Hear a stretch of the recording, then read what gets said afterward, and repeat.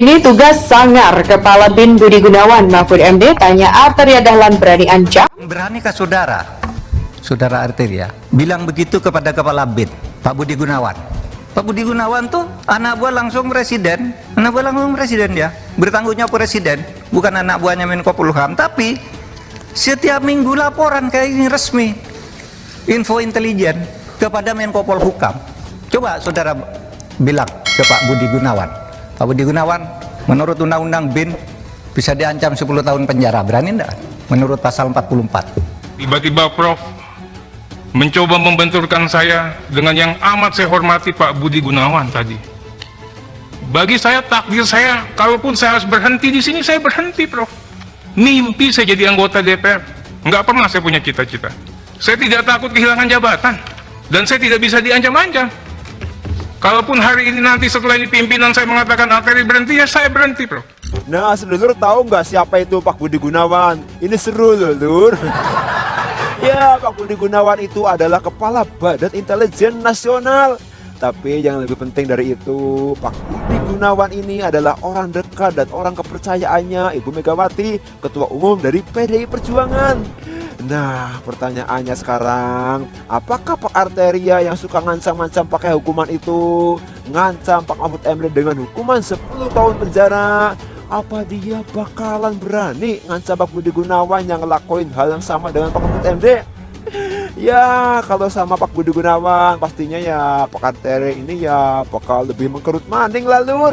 Nama Kepala Badan Intelijen Negara atau BIN Budi Gunawan sempat disinggung oleh Menko Polhukam Mahfud MD saat dicecar oleh anggota Komisi 3 DPR, Arteria Dahlan, soal transaksi janggal di lingkup Kementerian Keuangan sejumlah 300 triliun. Kala itu, Mahfud dituding membocorkan rahasia negara oleh Arteria Dahlan. Pasalnya, Mahfud MD membeberkan soal informasi transaksi itu yang dinilai merupakan dokumen sensitif. Beranikah saudara Arteria bilang begitu kepada Kepala BIN Budi Gunawan? Itu anak buah langsung presiden, bertanggung jawab ke presiden setiap minggu laporan resmi info intelijen kepada Menko Polhukam, kata Mahfud. Tentu tantangan dari Mahfud MD ke Arteria mengancam Budi Gunawan cukup membuat panas, sebab sang Kepala BIN tersebut punya tugas yang sangar terkait dengan intelijen negara. Sebagai seorang Kepala BIN, tugas Budi Gunawan ialah koordinasi kegiatan fungsional dalam pelaksanaan tugas BIN, pengkajian dan penyusunan kebijakan nasional di bidang intelijen, perencanaan pengkoordinasian dan juga pelaksanaan operasi intelijen di bidangnya, penyampaian produk intelijen sebagai bahan pertimbangan untuk menentukan kebijakan pemerintah, operasi kontra intelijen. Sedangkan Budi Gunawan juga memiliki wewenang sebagai berikut: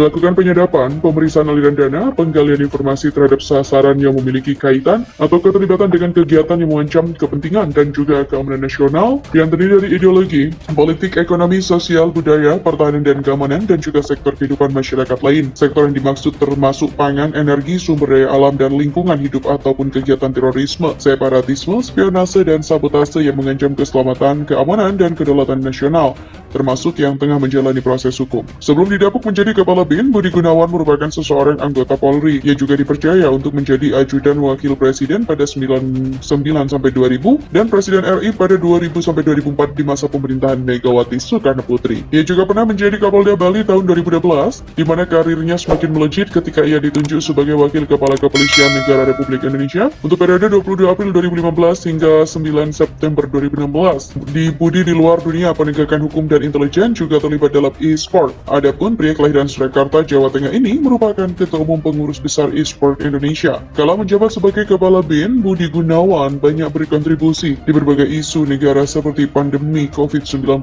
penanggulangan bencana, penanggulangan terorisme, dan juga penanganan konflik Papua.